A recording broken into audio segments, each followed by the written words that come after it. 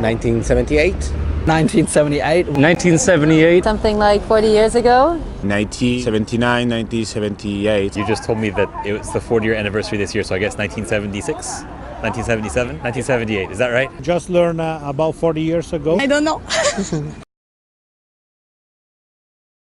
Opening up in Anhui, responsibility system, village town enterprises, and then entry in the WTO in 2001, and then trade, investment, more opening up to the rest of the world.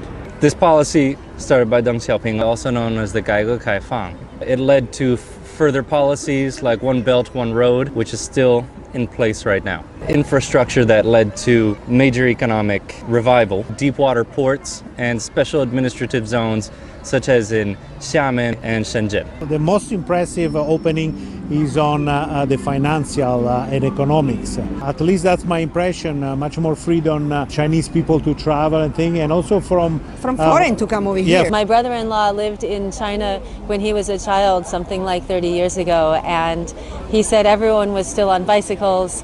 And now, of course, in China, obviously, it's so many cars and roads, and the public transit is very advanced. So China has been like, woo! Before, I think China was like a different world from other countries. Like we were very accepting about China, but nowadays, like more and more people is knowing about like this wonderful country. Communication, relations, travel between China and other countries like the US, where I'm from.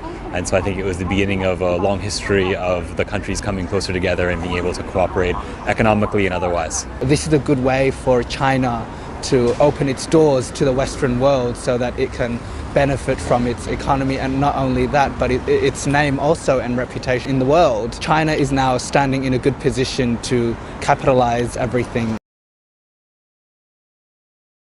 I think everybody is involved, whether foreigner or Chinese, especially because it changed the economic landscape of China as well as every city in it. More foreigners could come to China to do business, and more importantly, more Chinese to go abroad, to do business abroad, so very positive. I'm a circus performer, and I was invited to perform in Yangzhou for Chinese New Year. There's openness of business relations. I was able to come here as a foreign worker and perform with a Chinese circus, which was a really amazing experience. I think without the reform and opening up policy, I wouldn't be able to be here right now. So I'm very happy that we have the policy.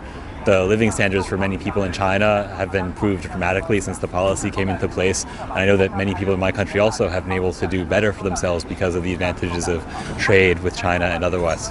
We were actually on the subway, and there were little kids, 9 to 12 years old. They were happy to talk in English with us, and they were sitting. It was fantastic.